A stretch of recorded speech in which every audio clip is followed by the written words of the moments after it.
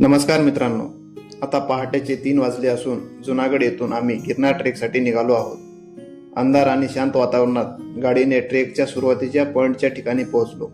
इथून सुरू होणार होता 10,000 पेक्षा जास्त पायऱ्यांचा प्रवास. आता गिरनार ट्रेकची खरी सुरुवात झाली आहे. पहाटेच्या शांत वातावरणात आम्ही पायऱ्या चढायला सुरुवात केली. समोर होता सुमारे 10,000 पेक्षा जास्त पायऱ्यांचा लांब आणि आव्हानात्मक प्रवास. या पवित्र गिरनार पर्वतावर जाऊन आम्ही श्री दत्तगुरूंचे दर्शन घेणार आहोत.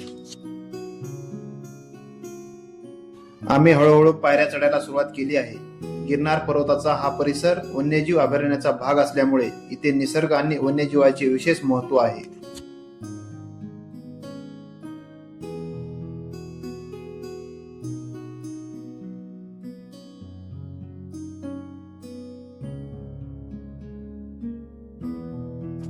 सुमारे 700 पायऱ्या आम्ही चढून झाल्या आहेत. अंधारात पुढे जाणाऱ्या पायऱ्यावर दिव्याची लांब रांग दिसत आहे. गिरनार पर्वतावरचा हा प्रवास अजून खूप लांब आहे.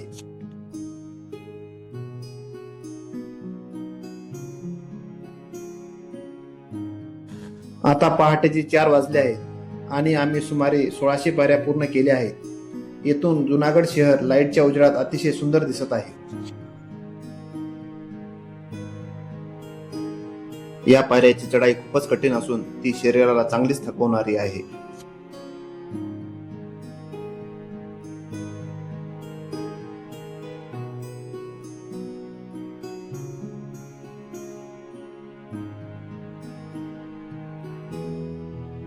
गिरनार पर्वतावरील हे जैन मंदिर आहे. येथे प्राचीन वास्तू आणि परिसर खूप सुंदर आहे.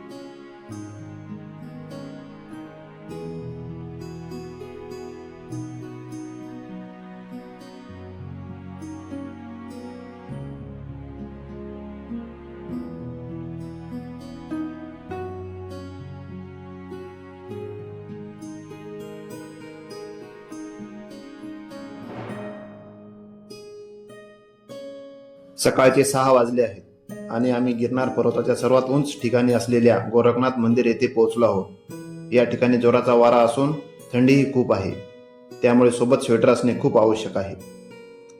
गोरखनाथ मंदिरापासून समोरच्या डोंगरावर दत्त गुरूंचे मंदिर स्पष्टपणे दिसत आहे.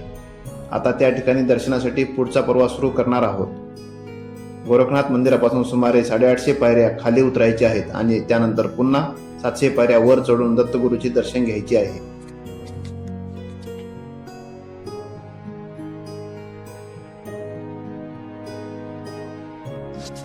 गोरखनाथ मंदिरापासून सुमारे 850 पायऱ्या खाली उतरायला सुरुवात केली आहे. पुढे दत्तगुरूच्या दर्शनासाठी पुन्हा चढाई करावी लागणार आहे. खाली उतरल्यावर दत्तगुरूची कमान लागते.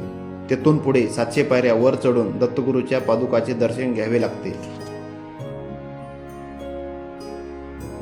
दत्तगुरूच्या दर्शनासाठी आम्ही पायऱ्या चढत आहोत. आता सकाळचा उजेड होत असून जोराचा वारा जाणवत आहे.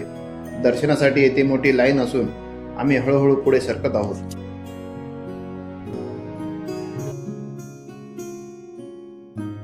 दत्तगुरूच्या पादुकाचे दर्शन घेऊन आम्ही आता परतीच्या प्रवासाला निघालो आहोत. आता पूर्णपणे सकाळ झाली असून गिरनार पर्वताचा सुंदर दृश्य दिसत आहे.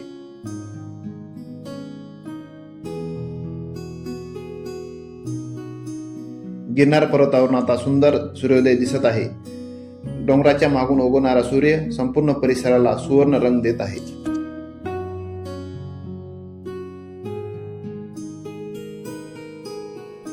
हा गिरनारचा रोपवे आहे.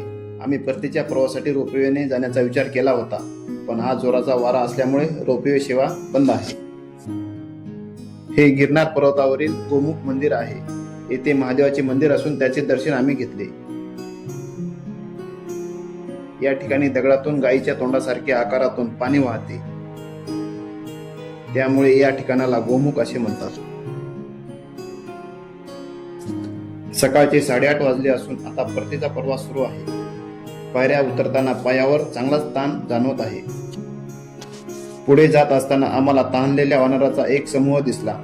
त्याच्यासाठी आम्ही पाणी विकत घेऊन त्यांना पाजले.